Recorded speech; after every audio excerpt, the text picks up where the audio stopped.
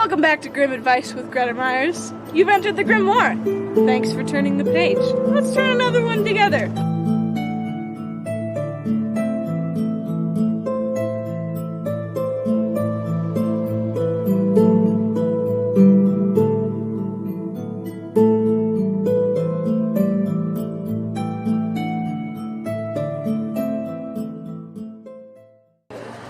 Alright, this one I haven't heard of, and so I'm going to apologize if I pronounce it incorrectly,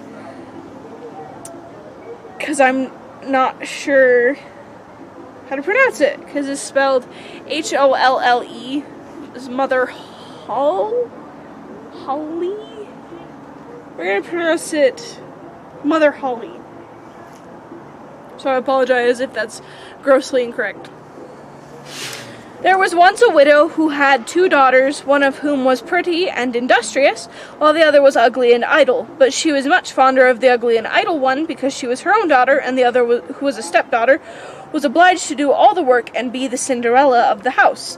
Every day the poor girl had to sit by a well on the roadside and spin and spin and spin until her fingers bled. Now it happened that one day the shuttle was marked with her blood, so she dipped it in the well to wash the mark off, but it dropped out of her hand and fell to the bottom. She began to weep and ran to her stepmother and told her of the mishap, but she scolded her sharply and was so merciless as to say, "Since you have let the shuttle fall in, you must fetch it out again." So the girl went back to the well and did not know what to do, and in the sorrow of her heart she jumped into the well to get the shuttle. She lost her senses, and when she awoke and came to herself again, she was in a lovely meadow where the sun was shining, and many thousands of flowers were growing. Along this meadow she went, and at last came to a baker's oven full of bread, and the bread cried out, "Oh, take me out, or I shall burn. I have been baked a long time." So she went up to it and took out all the loaves one after another with the bread shovel. After that she went on till she came to a tree covered with apples, which called out to her, "Oh, shake me, shake me, shake me, we apples are all ripe." So she shook the tree till the apples fell like rain, and went on shaking till they were all down. And when she had gathered them into a heap, she went on her way. At last she came to a little house, out of which an old woman peeped, but she had such large teeth that the girl was frightened and was about to run away. But the old woman called out to her, "What are you afraid of, dear child? Stay with me. If you will do all the work in the house properly, you shall be the better for it. Only you must take care to make the bed well, and shake it thoroughly till the feathers fly, for then it will snow on the earth. I am Mother Holle." As the old woman spoke so kindly to her, the girl took courage and agreed to enter her service.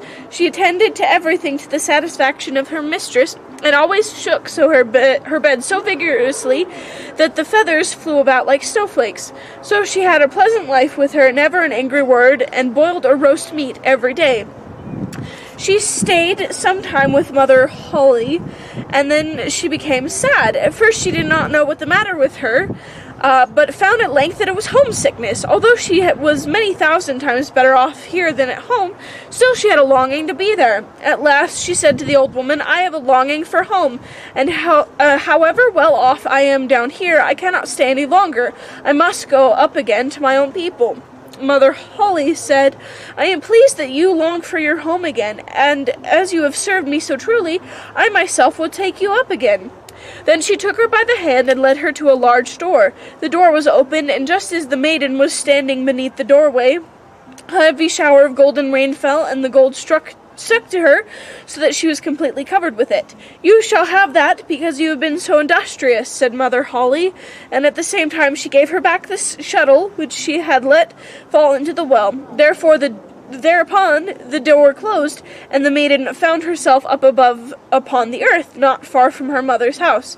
And as she went into the yard, the rooster was standing by the well side and cried, "Cock-a-doodle-doo, your golden girls come back to you." So she went in to her mother, and as she arrived thus covered with gold, she was well received both by her and her sister.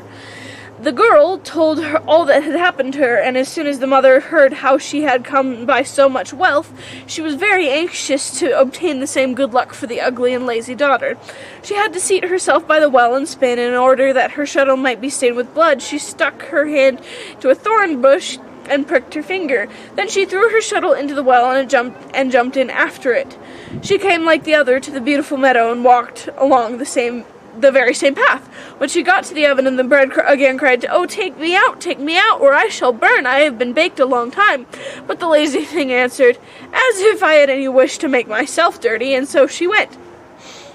Soon she came to the apple tree, which cried, "Oh, shake me, we apples are all ripe."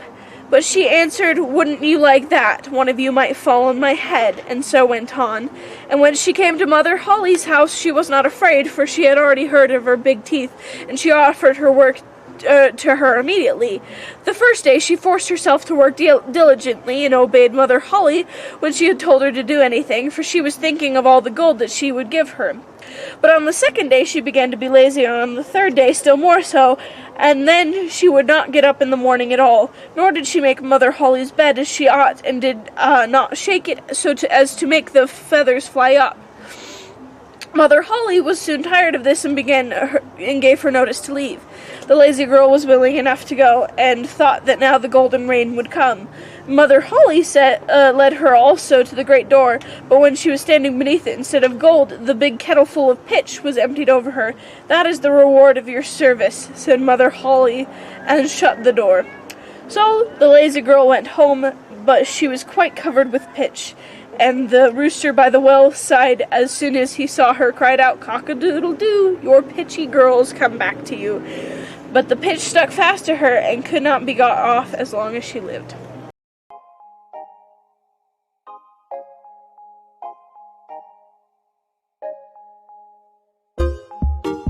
There's a theme that tends to be noticed, is that one kid is amazing, and the other kid sucks. And I think that's kind of unfair, because we're all sometimes the good kid, the awesome kid. We all have our good qualities. Maybe we're all kind and pretty, but maybe we're kind of idle. So I really think they're just character tropes. And that the Grimm brothers, again, these were told to children and were told to households. So I think he's really just trying to, they are really just trying to say, be as good and be like this kid, because this kid doesn't get anything. And sometimes it can be frustrating for us when we see on TV or in our lives this person who has some qualities that really bug us. Like maybe they don't do the work as hard, or maybe they're not super nice, and they get something good, and we're like, what? What? No, that's rude. Like, how is that fair? Honestly, I've spent a lot of time in that place. I've been the only person working on a group project, you know, that kind of thing. And honestly, that it just bogs me down personally when I'm just like, they didn't do anything, and they got stuff still. That's annoying. So if you're not, again, pick your battles. Like we talked about in Cinderella, it's okay to pick your battles. So maybe you don't want to go up directly to that person and say, "Look, man, I didn't appreciate that. Can you maybe work more?" Or maybe don't want to go up to the teacher. Pick your battles. Pick what you're willing to do. But if you're not dialectic, no, this isn't even dialectic toast. If you're not gonna do anything about it, then you're not gonna get that resolution unless somehow miraculously things turn around and that person is more industrious or whatever is bugging you, or apologizes or whatever was bugging you, which is probably not going to happen if it bugs you this deeply. So, and if something bad happens to that person as karma, it's going to give you, it's like anti-resolution, because you're going to be like, ha, because I was mad about it, it paid off. So really, you're not going to get resolution for these feelings unless you do something about them. So try to get rid of those feelings, is what I'm saying. Is what I'm saying here. If you're, like, and it's okay to pick your battles, that's valid. You're valid. And it's okay to pick your battles, but stay safe. But, again, like, really, speaking from experience, if you're the golden girl in this situation, and you're looking at your pitchy sister, and you're like, she's a brat, and I hate her, and she won't do anything, and I don't like that. She doesn't have to spin till her hands bleed. Like, honestly, that would have bogged her down, and she would have felt awful, and might have actually ended up resembling the idol sister. So really, get rid of those feelings if you're able to. Not, and I know it's overdone, but don't forgive them, because you know what? Forgive yourself. If forgiveness is giving them support and the ability, like, being like, okay, I'm going to support you and say, this is okay, let's change. I'm going to give you the support so we can work on this and change together. Forgive yourself is like, okay, I recognize that I don't like these feelings. Because if forgiveness shouldn't just be this free thing. It shouldn't. Like, it's exhausting if someone keeps doing the same thing over and over again and you're done with it and you're like, ugh, they're not gonna change. And so, it's okay to, like, if forgive were to mean,